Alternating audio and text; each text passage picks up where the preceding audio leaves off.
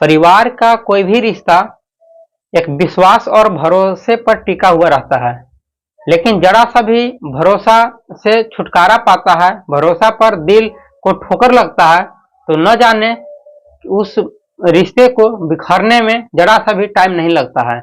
जिसके वजह से एक रिश्ता रहता है बंधा हुआ, काफी अच्छी गहरी रिश्ता रहता है, और एक रिश्ता टूट जाने की वजह से न जाने कितने की मौत भी हो जाता है। नमस्कार, आदाब, सत श्री अकाल। मेरा नाम रामजी राज। दरअसल मैं बात कर रहा हूँ राजस्थान की राजधानी जयपुर की। जिला पड़ता है आपको सवाई माधोपुर, और इसी सवाई माधोपुर के अंतर्गत एक थाना है बौली। बौली थाना के अंतर्गत एक गांव पड़ता है झुनझुन। झुनझुन है, लेकिन उसको झुनझुनू के नाम से जाना जाता है। उसी गांव के अंतर्गत रहने वाला एक युवक राकेश मीणा। राकेश मीणा की एज 26 साल। राकेश मीणा के माता पिता अपने बच्चे में ही गुजर गए थे, जिसके वजह से राकेश मीणा के परिवार उसके चाचा ने किया करते थे। चाचा का नाम है बाबूराम मीणा। बाबूराम मीणा काफी पढ़े लिखे और बहुत होनहार युवक थे, जिसके वजह से उस राकेश को ही अपने पैसे के बल पर राकेश को पढ़ा लिखा कर उसके बाबूराम मीणा ने काफी तेज कर दिए थे। जब काफी तेज हो जाने की वजह से एक काफी अच्छे जॉब के तलाशी में राकेश ने करता था, लेकिन पैसे कम पड़ने की वजह से ये अपने गांव को छोड़ करके शहर की ओर जाता है, और जाने के बाद वहां किसी सिंपल प्राइवेट कंपनी में मजदूरी का काम करता है। जब काम करते करते उसका मैनेजर देखता है कि एजुकेटेड लड़का है, फिर ये एक हेल्पर की तरह काम करता है। उसको मैनेजर खुद अपना इंटरव्यू लेता है। लेने के बाद उस इंटरव्यू में पास हो जाता है। पास होने के बाद वही मैनेजर एक दूसरे कंपनी और निर्माण हो रहा था उसी कंपनी का, जो कि उसमें इसका भी एक मैनेजर के पद पर इसके कार्जित कर दिया जाता है। जब दिन गुजरता चला जाता है और धीरे धीरे जब ये मैनेजर के पद पर जब रहता है, तब इसके जो चाचा रहते हैं वो शादी के लिए बातचीत करने लगते हैं। और ऐसे कब से ही पहले से ही शादी के लिए कितने रिश्तेदार भी हैं, लेकिन उनके चाचा ने मना कर दिए थे। जब धीरे धीरे दिन प्रतिदिन गुजरता गया, तो एक दिन अचानक उस शाम के टाइम पर ही एक युवक ने रिश्ता लेकर के राकेश मीणा के घर पहुंचे। और राकेश मीणा के घर पहुंचने के बाद एक रिश्ता तय होता है, जिस लड़की का नाम है पूजा। पूजा मीणा के नाम से जाना जाता है। जब पूजा मीणा की शादी करा दी जाती है और राकेश के साथ, तो काफी दिन अच्छी तरीके से गुजर 4-5 महीना होता है। इसके बाद राकेश ने अपने गांव आता है घूमने के व्यू से। तब से प्लान रचता है कि हमें खाना बनाने में, रूम पे रहने में काफी दिक्कतों का सामना करना पड़ता है, जिसके वजह से अपने चाचा से बातचीत कर करके पूजा को अपने शहर में लेके चला जाता है। और जाने के बाद वहां भी कुछ दिन तक अच्छी तरीके से चलता है, लेकिन 10 दिन भी नहीं गुजरता है, घटना एक सामने खुलकर आ जाता है। 10 दिन के बाद दरअसल राकेश ने अपने पत्नी से ये बोल करके गया था कि मैं जा रहा हूँ ऑफिस, मैं शाम को रिटर्न में आ जाऊंगा। लेकिन जैसे ही वो जाता है, जाने के बाद शाम के टाइम पे वो अपने कमरे पे लौट करके नहीं आता है। तब से पूजा ने काफी घबरा जाती है, और घबराना जाहिर बात है, क्योंकि वहां शहर है। शहर में काफी ऐसे भी लोग दूसरे से बातचीत बहुत कम किया करते थे, क्योंकि हर कमरे में अपने अपने फैमिली रहते हैं और काफी हर कमरे का दरवाजा बंद रहता है, जिसकी वजह से पूजा काफी एक अंदर ही रहा करती थी। थोड़ा बहुत वो टीवी देख लिया करती थी, या फिर सोई रहती थी, या फिर कहीं अपने रिश्तेदार के यहाँ बातचीत करती रहती थी। दिन गुजरता चला जाता, तब फिर वो लड़की ने, यानी कि पूजा ने, अपने घर पे कॉल करती है कि राकेश अभी तक घर पे नहीं आए, आखिर वो हैं कहाँ। और हमसे ये बोलकर गए थे कि मैं जा रहा हूँ ऑफिस से मैं जल्द ही अपना कमरे पर मैं आ जाऊंगा छुट्टी होने के बाद, लेकिन अभी तक वो आए नहीं और रात्रि के 9 बज चुके हैं। तब पता चलता है कि आखिर गए तो कहाँ गए। तो इसके बाद वहां के बाद फिर उसके चाचा के पास फोन जाता है, तो फोन जाने के बाद वो भी छानबीन करते हैं। फौरन वो अपने चाचा ये शहर में आते हैं, यानी कि पूजा के पास आते हैं। और पूजा के पास आने के बाद वो फौरन अपने थाना में गुमशुदगी का रिपोर्ट दर्ज कराते हैं। जब जैसे ही रिपोर्ट दर्ज कराते हैं तब थाना वाले ने ये बताते हैं कि इतना दिन हो गए और इतना दिन आप लोगों ने कहाँ थे, कि पहले यदि बता दिया होता तो शायद आपका लड़का जो है मिल गया होता, लेकिन आप लोगों ने कहाँ थे। तब फिर जो उनके चाचा जो हैं बाबूराम ने बताते हैं कि हम लोगों ने कितने दिनों से खोजता रहा, लेकिन वो लड़का हमारा पुत्र मिल नहीं पाया, जिसकी वजह से मैं विवश होकर के आपके पास आया हूँ। आप जल्द से हमारे पुत्र को खोजने की कृपा करें। फिर थाना अपने टीम के साथ पूरी लगन से खोजने में लग जाता है। जब कुछ दिन बीतता चला जाता है तो पता ऐसे नहीं चलता है, तो धीरे धीरे मालूम चलता है कहानी से पहले, इसके पहले की कहानी क्या थी कि जब वो राकेश कंपनी में गया था काम करने, उसको से 10 दिन पहले ही उसके कमरे पर एक दो डिलीवरी वाले उसके कमरे पर आते हैं। फिर वो डिलीवरी वाले काफी परेशान थे, काफी पसीने से लथपथ थे। लथपथ इसलिए थे क्योंकि गर्मी के टाइम था और डिलीवरी लेकर के आते हैं। डिलीवरी में एक कूलर रहता है। जैसी गेट के खुलवाते हैं तो वहां से पूजा निकलती है। अब पूजा ने बताती है क्या बात है, तो बोलते हैं आपके हस्बैंड ने एक डिलीवरी किए थे कूलर के लिए, और कूलर ये आपका आ गया है, लीजिए आपका एक कूलर है। फिर पूजा ने बताती है कि हमें तो पता भी नहीं कि कूलर हमारे स्वामी जी ने किए हैं, लेकिन आखिर क्या बात है कि मेरे से बिना बताए वो डिलीवरी को बुक कर दिए थे।